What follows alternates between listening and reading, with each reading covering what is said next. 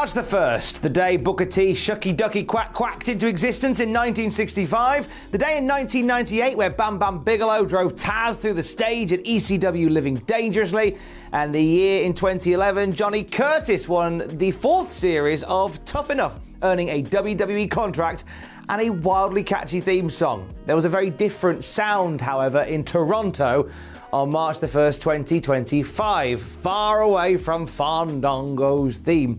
It was the sound of every emotion imaginable being thrown high into the Canadian sky as the unthinkable became thunk. John Cena, embarking on his final turn around the wrestling world, gave his metaphorical heel a 180-degree spin and his literal heel a 90-degree lift towards Cody Rhodes' particulars. John Cena's heel turn played the fans, the reporters, and the aggregators like fiddles as he joins the dark side and aligns with the final boss. But was what we saw on Saturday at Elimination Chamber the greatest heel turn of all time in this legacy of lycra-laden lariats that we call the Graps? I want to talk about that, and also I want to lay out what people mean when they say this is a generational heel turn, and show you why in real terms this is such a big deal in the world of oily men in underpants, or in John Cena's case, jorts. A great heel turn is complemented by the person said turn occurs on, of course. John Cena booting off his bad man behavior with a big boot to the balls of WWE's flag bearer is the ultimate kickoff in every sense. A tag partner's good foil for such folly as well. Randy Savage's jealous rage leading to the Mega Powers explosion in the late 80s. Kevin Steen brutally attacking El Generico in Ring of Honor, a dance that they will have for many, many years. Owen Hart kicked King Bret Hart's leg from out of his leg at 1994's Royal Rumble, and WWE bragging rights springs to mind in 2009 when Batista destroyed his former buddy Rey Mysterio while screaming, "You're supposed to be my friend!" Good times. For the most memorable act of double act destruction, however, we have to go to the barbershop in late 1991, the infamous night on WWF Wrestling Challenge when Shawn Michaels gave his long-time running buddy Party Marty Jannetty a figurative and very literal kick in the teeth. Brutus the Barber Beefcake had invited the Rockers onto his talk show with the intention of quelling the tension that was bubbling between the two and recalibrating Marty and Shawn. And it looked like that he'd done that, well done, until Michaels rocked Jannetty with a move that would end the Rockers and later become known as Sweet Chin Music. "Right through the glass window of the barbershop," bellowed Gorilla Monsoon, as Shawn drove his former bestie's head right through the glass window of the barbershop. It was one of the rare occasions that a bloke has left the barbers, looked in the mirror and said, yeah, that's great, thank you, and actually meant it. It galvanized Shawn Michaels as a heel, and it very much changed the course of his wrestling history. John Cena's emphatic size 11 to Cody's American Dream Factory and the subsequent short back and shoeing that he offered up had similar world-changing properties, but not just for the parties involved, but for wrestling in general. The difference with this and Shawn Michaels' turn is that Shawn had a long career ahead of him, and this was the start of a run that would plant him on top. For John Cena, this is his final stretch. The hourglass has almost run out of sand. This is why the Cena turn is probably bigger than the Michaels one, because it's something that was completely unexpected from a guy who was seemingly calling time. Plus, as we are contrasting these two particular turns, I guess Brutus Beefcake is the Travis Scott in this situation, albeit with less sage. Cena's heel turn hits the feels more than most because, as we said at the start of this video, it's a generational moment, which you've seen numerous critics crowing, like myself. It's a comment worth crowing, though, because John Cena has been the epitome of the wrestling hero, for better or for worse, since 2003. He was not for turning.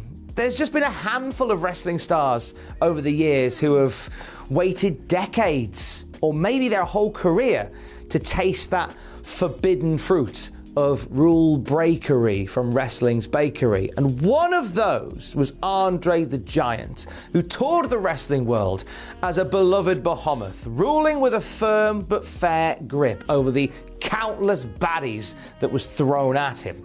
All that changed during an iconic episode of Piper's Pit, when Bobby Heenan got into Andre's cauliflower ear and led him down the dark path.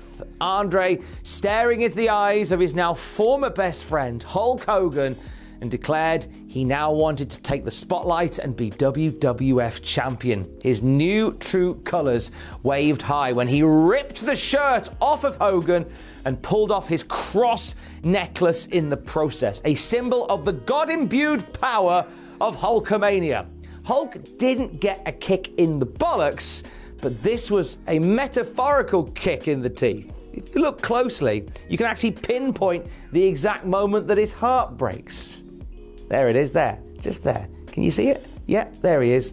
Oh, bless him. He chose that. Andre's fan favourite departure was a generational moment in itself, and it led, of course, to an unforgettable WrestleMania main event between two marquee monsters. The irresistible force meeting the immovable object. Andre had planted some seeds for this moment prior to when it happened. You could see that smile of his fading away when Hogan interrupted his interview time, and you see Andre walking off halfway through another interview as Hogan steals the spotlight. It foreshadows the dark times ahead. It was still shocking, but it wasn't out of the blue, and nor was it undeserved as well. John Cena's feels more out of the blue, as it wasn't in the tea leaves for many fans to see John Cena take the spotlight from the WWE champion in this way.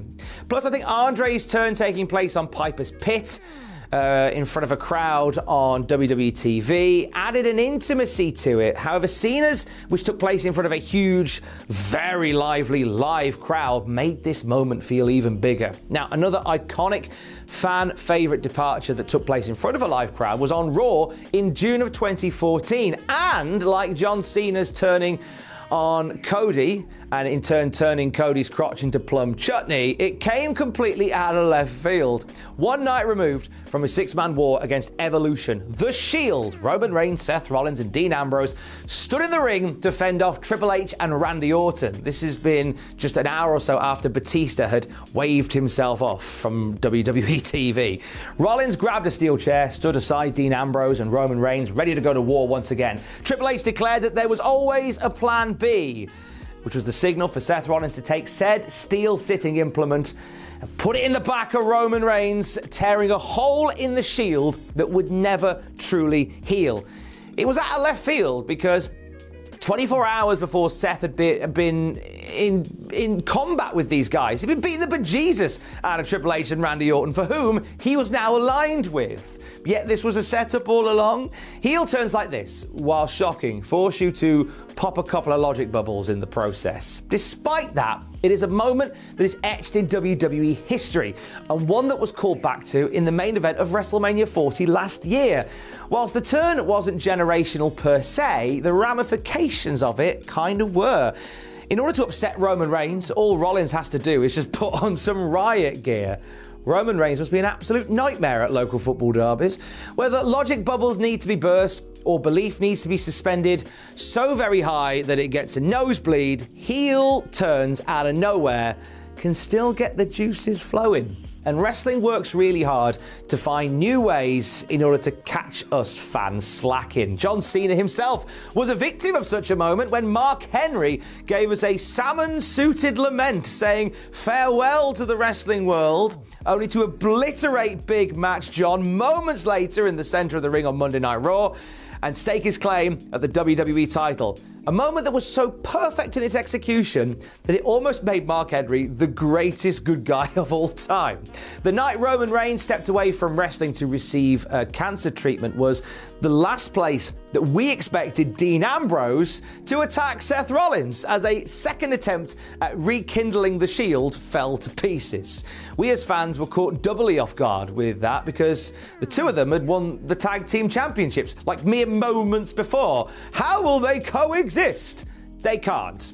Clearly, they can't. Now, as we have seen here, some of the very best wrestling turns that have taken place have come when fans have been pulled up from their euphoria so quickly that it emotionally gives them the bends. Case in point, NXT TakeOver Chicago in 2017. Tommaso Ciampa and Johnny Gargano falling in defeat to the Authors of Pain in the main event. This was a scene which saw the two head up the ramp to the adoration of the Chicago crowd. The title card appears in the bottom right corner of the screen, and just as we're about to turn off the television and go to bed, Ciampa grabs the back of Gargano's head and drives him into the stage at NXT TakeOver. A brutal beatdown unraveled from there to minimal commentary interruption in order for us to truly embrace the shock and horror of what we were seeing, this established team being ripped apart by Tommaso Ciampa. One of the WWE's most beloved teams at that very point was ending in front of our very eyes, and we didn't see it coming. It led to a long drawn-out storyline that was very sadly hampered by injuries, ill-fated main roster call-ups, and the small matter of a global pandemic. The shock of that spring night in Chicago, though, was the perfect beginning to what sadly was far from a fairy tale ending. But they're mates now, so it's fine, I guess. The unexpectedness and the brutality, along with the way that WWE's production team caught us off guard, was magnificent. It had a long-term effect on wrestling as well. Just like how the Marvel movies taught people to stay until after the credits rolled, we now keep watching wrestling all the way up to the fade to black, and only really start to relax our sphincters when the Netflix to dumb hits. However, I wouldn't be shocked if somehow WWE finds a way to interrupt the episode of Downton Abbey I'm watching in the future. I'd be livid, quite frankly. The sheer violence of Ciampa's assault on Gargano is another key element in a heel turn that establishes the new unabashed mindset of the turner on the turnee. You know, Larry Zbyszko unleashing hell with a chair on Bruno Sammartino back in 1980. That's a good example of that. As is Kevin Owens' relentless assault on NXT champion Sami Zayn on the night the former made his company in-ring debut. That was another chapter in a great book that those two are writing called How to Beat Up Your Best Mate Forever for Profit. For John Cena, it was the attack after the low blow that truly sealed the heel deal. Choking Cody with his tie, smacking him around the face with the gifted Rolex watch, and the WWE title belt itself asserted John's new dominance, not unlike previous turns had done. The tragedy of Gargano, to go back to that, is similar in nature to what we saw with John Cena's reality-tilting Rochambeau of Cody Rhodes at Elimination Chamber. Production, of course, playing a key role in getting that angle across. Like the title card in the corner with TakeOver Chicago, production plays a part once again. The right cameras placed at the right time could tell the best story.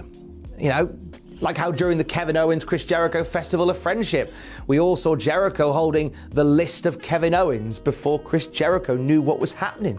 And when he realized his name was on the list, it was too late. And he got a right old pasting from Big Kev. At Elimination Chamber, the camera showed John Cena's stoic facial expression as he hugged Cody Rhodes and, as in the Festival of Friendship, foretold the misery that lay ahead, to the point that the only person in the Rogers Centre who didn't know what was about to unfold 5 seconds later was the recipient of the assault in the WWE champion Cody Rhodes. Now, unexpected heel turns are always a thing, but they're never always good. Let's be honest, the dancing, fun-loving, rump-shaking Rikishi being the man behind the attempted vehicular unaliving of Stone Cold Steve Austin, Goldberg aligning with Vince Russo and Eric Bischoff at WCW Great American Bash 2000, Tatanka joining the $1 Million Corporation in 1994, they're all wrestling terms that aren't unlike a chef baking your car keys into a pie, in that it's totally unexpected, it catches you off guard, but really makes no sense, and quite frankly, it completely puts you off your dinner. This involves me calling into question one of the greatest WrestleManias of all time. So remind me to put on my hazmat suit before I read any comments based on this video. An out of nowhere dark side designation occurred at WrestleMania 17, or X7. If you're of the time. The iconic main event between The Rock and Stone Cold Steve Austin, deep in the heart of Texas. It saw a recharged Steve Austin, aggressive, borderline desperate, after fighting through injury rehab to get back to the wrestling world that he loved. He needed to win the WWF title from The Rock that night. And as the match wore on, Austin continued to show a deeper and deeper mean streak that would surely lead him to gold.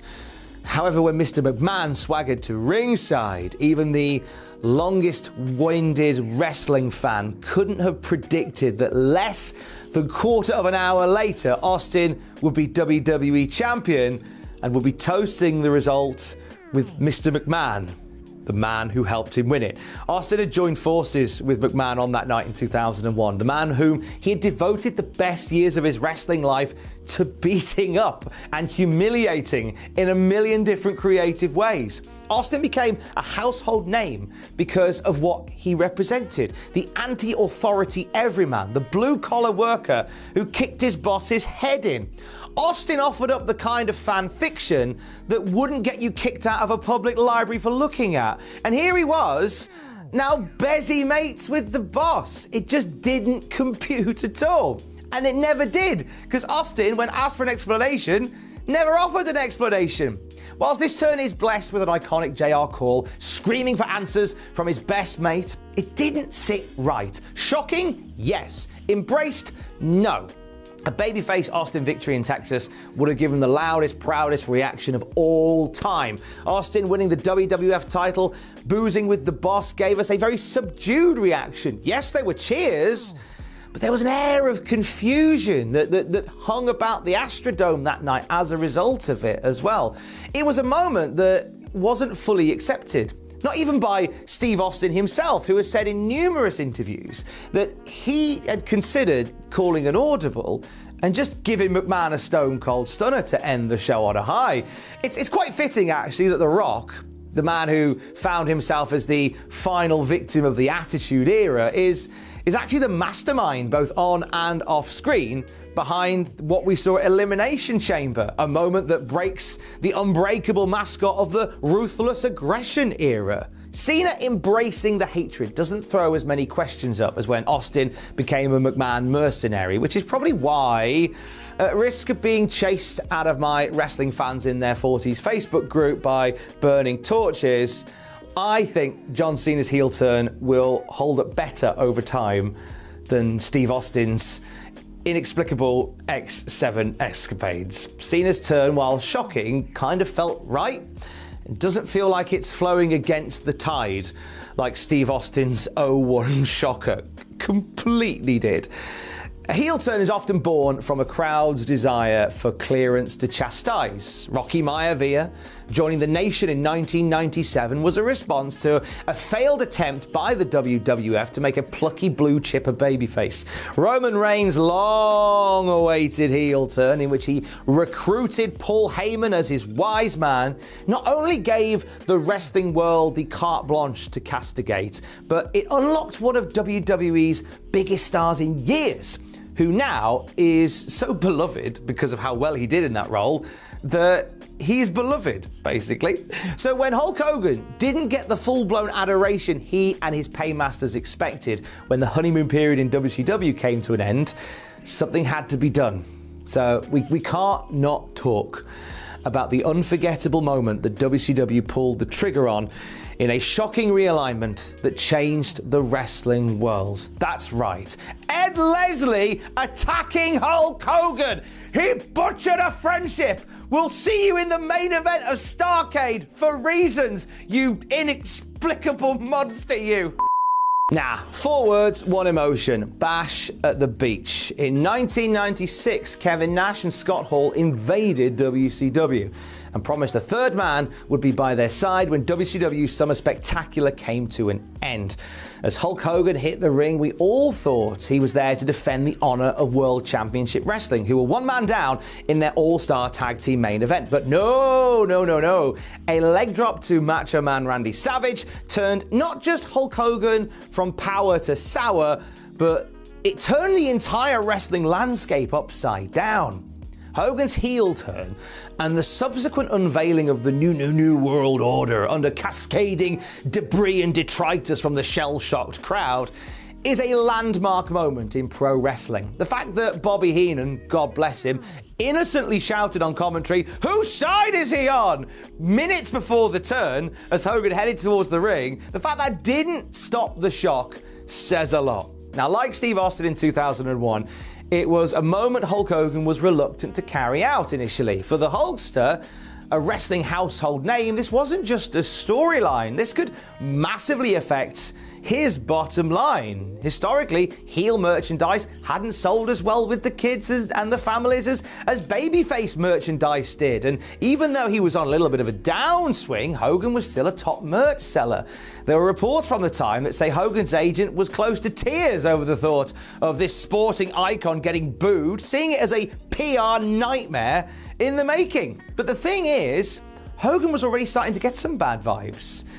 Watching Nitro week to week, it's really obvious that the crowd are kind of worn down of old Red and Yellow, constantly saving the day, constantly taking the center of attention. It was becoming more blatant that Hogan was clinging to relevancy at this point as the biggest brand in wrestling, and controlling the narrative was the order of the day for him, to make sure that he was still viewed as the #1 guy in wrestling. A heel turn was a ballsy move for the Hulkster that, if it ended up not working out and not working for him, brother, it'd be hard to come back from. However, as we know, it did work for him, brother, and Hollywood Hogan became, alongside the NWO, the biggest brand in wrestling, even though they were heels. John Cena's heel turn has similar connotations to Hulk Hogan's.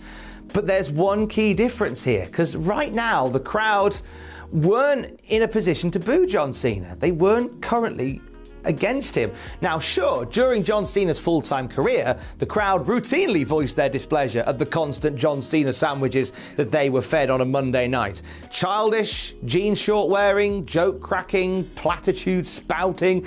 John Cena was the very opposite of the everyman that a guy like Steve Austin was, who was the biggest star of the company before him. And he wasn't as cool, for lack of a better term, as Hulk Hogan was in the 80s.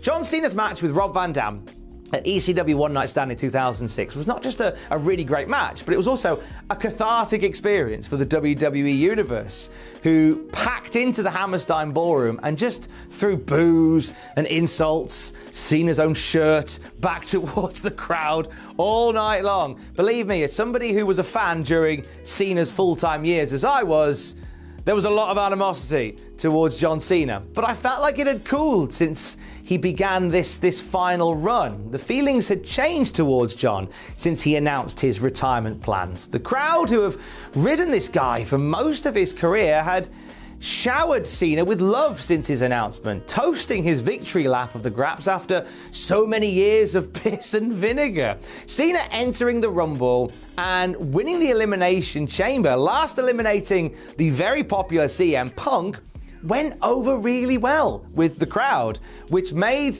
this now infamous moment that we're here to talk about, that he busted Dusty's son's plums, all the more shocking.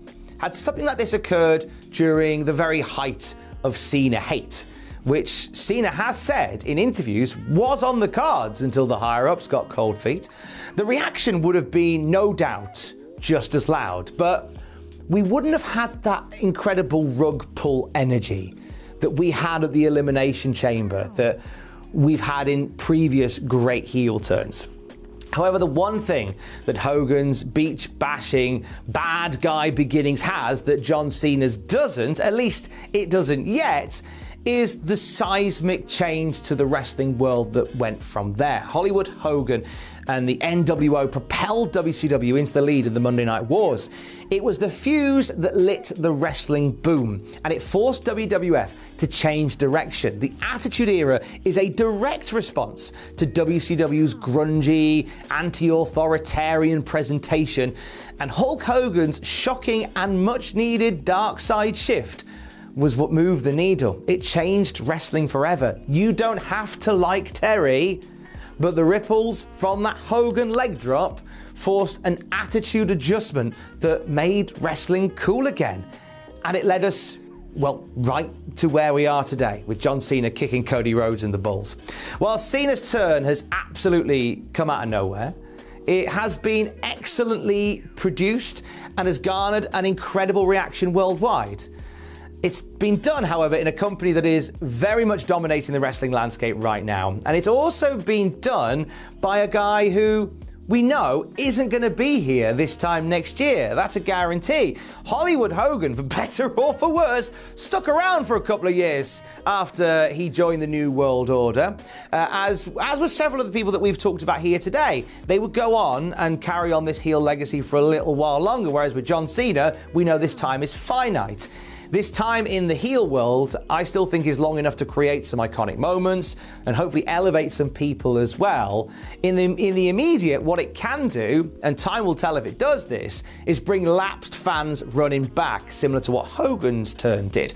Wrestling fans who stopped eating John Cena sandwiches, who got tired of the same old shtick, will be keen to see what they believe was the unseeable, and that is bad guy John Cena, cutting heel promos on the crowd and brutally beating down baby faces, unrestricted and unneutered. I've had 3 messages from old mates of mine who are shocked that John Cena is now finally a bad guy, and they want to get caught up on what's actually been happening in the world of wrestling. I've had 3 messages.